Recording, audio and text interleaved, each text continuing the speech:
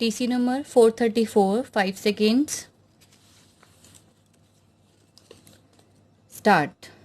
Mr. Chairman, first of all, I would like to congratulate the Honorable Railway Minister for proposing no increase in the passenger fares and also for proposing no increase in the freight rates. Of course, the freight rate increase has come into operation only very recently, namely on the 1st October 2008. I would like to congratulate the Honorable Minister for this, that in the current year there had been no major accidents.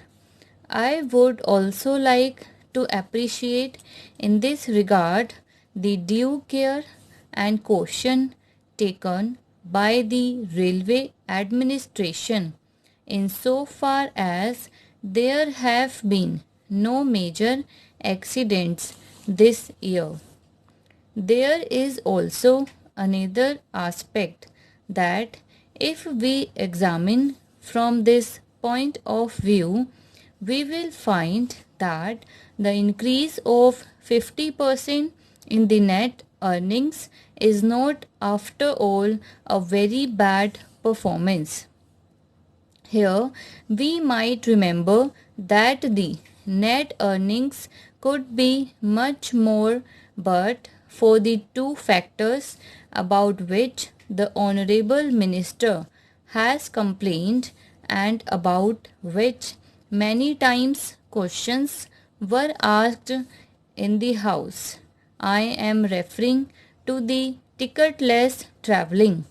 This ticketless travelling has assumed a very large proportion.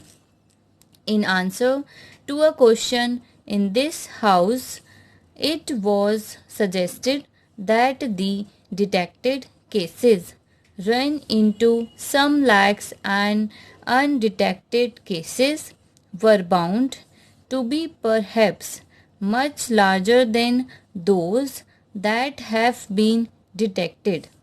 This has assumed such a large proportion that there must be a concerted effort to eradicate this evil. The Honorable Minister has appealed to the public to help in the eradication of this evil. I would make 2 or 3 suggestions in this regard.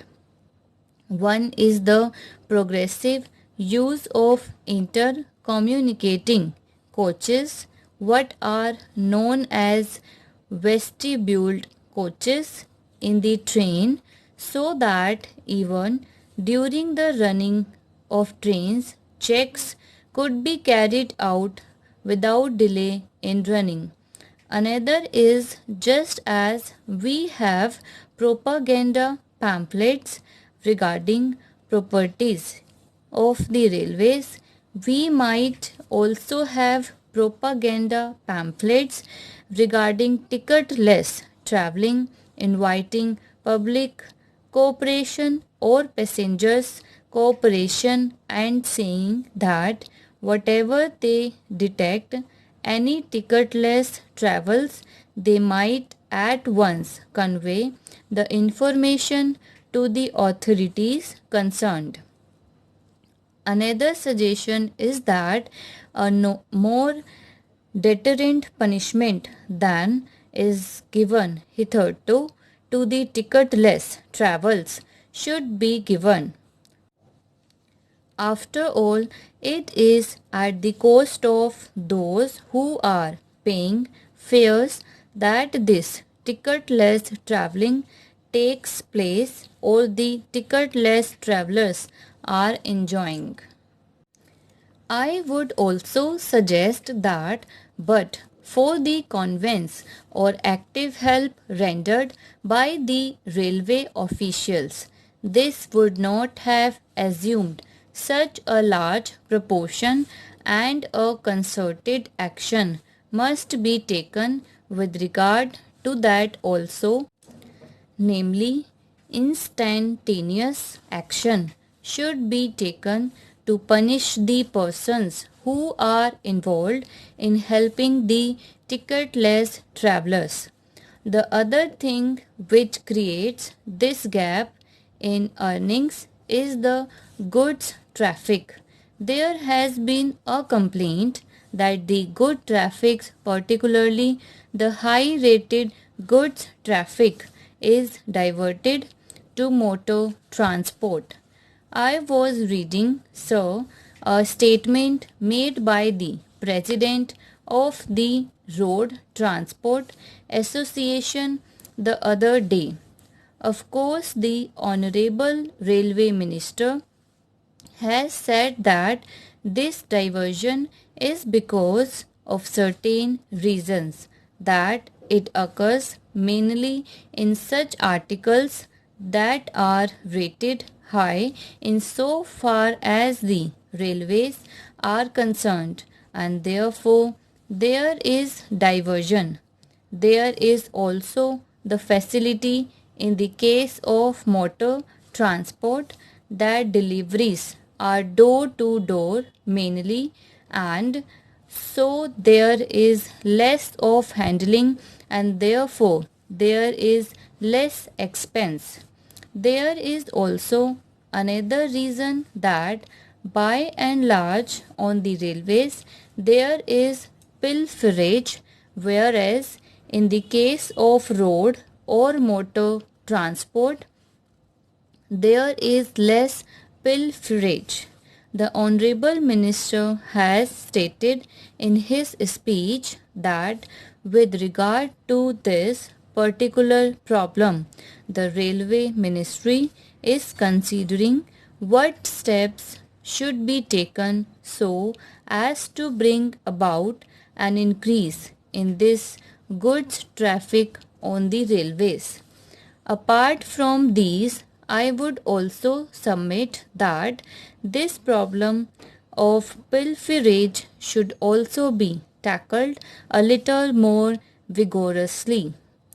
Apart from the public taking part in it, I would suggest that a considerable portion of the blame lies with the railwayman in this matter. With regard to these evils that are existing, an easier and more speedy method of punishment and bringing to book the persons who are guilty should be taken in hand. At present, the manner and the method in which these inquiries are held produce delay, with the result that all the evidence is destroyed or manipulated, and the result is that the guilty people get away with it. I would suggest that in the matter of these inquiries, a minimum period should be provided within which time the inquiry should be over. I find that in the matter of these inquiries, the method followed is that whatever there is criminal offense involved, firstly the matter is sent to the criminal court, and after securing conviction departmental action is taken. I would suggest that the departmental action should precede rather than follow the criminal action, and it must be instantaneous.